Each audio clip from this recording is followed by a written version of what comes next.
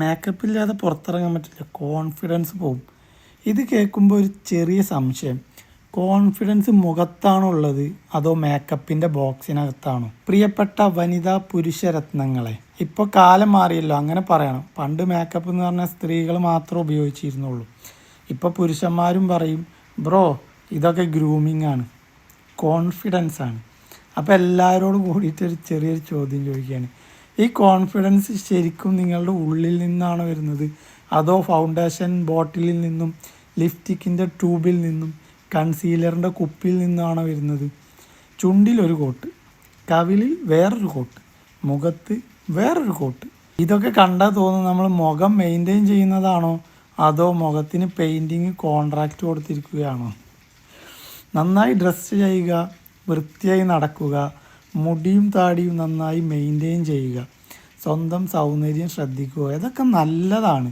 പക്ഷേ കാറിൻ്റെ original colour നന്നായി കഴുകി പോളിഷ് ചെയ്ത് നന്നായി മിനുക്കി വെക്കുന്നത് വേറെ, ഒറിജിനൽ കളർ തന്നെ കാണാതാകുന്ന രീതിയിൽ പെയിൻറ്റിൻ്റെ മേൽ പെയിൻ്റ് അടിക്കുന്നത് വേറെ കാര്യമില്ലേ? അതുപോലെ തന്നെയല്ലേ മുഖം? സൗന്ദര്യം മെയിൻറ്റെയിൻ ചെയ്യുന്നത് വേറെ, സൗന്ദര്യത്തിൻ്റെ മുകളിൽ ലെയറിന് മുകളിൽ ലെയർ അടിച്ച് ഒറിജിനൽ മുഖം തന്നെ തിരിച്ചറിയാൻ പറ്റാത്ത അവസ്ഥ ആക്കുന്നത് വേറല്ലേ? ഇനി പുരുഷന്മാരോടൊരു ചോദ്യം, താടി ഷെയ്പ്പ് ചെയ്യുന്നത് വരെ ഗ്രൂമിങ്, മുടി സെറ്റ് ചെയ്യുന്നത് വരെ ഗ്രൂമിങ്, മുഖം വൃത്തിയായി സൂക്ഷിക്കുന്നത് വരെ ഗ്രൂമിങ്. പക്ഷെ കണ്ണാടി നോക്കുമ്പോൾ ഇന്ന് ഫൗണ്ടേഷൻ ഇല്ലാതെ പുറത്തിറങ്ങാൻ പറ്റില്ല എന്ന് തോന്നി തുടങ്ങിയാൽ അത് ഗ്രൂമിങ് ആണോ അതോ മുഖത്തിന് ഡെയിലി മെയിൻ്റനൻസ് കോൺട്രാക്റ്റ് ആണോ? കാരണം യഥാർത്ഥ കോൺഫിഡൻസ് എന്ന് പറഞ്ഞത് ഞാൻ മേക്കപ്പ് ചെയ്താലും ഞാൻ തന്നെ, മേക്കപ്പ് ഇല്ലാതെയും ഞാൻ തന്നെ എന്ന് പറയാൻ കഴിയുന്നതല്ലേ?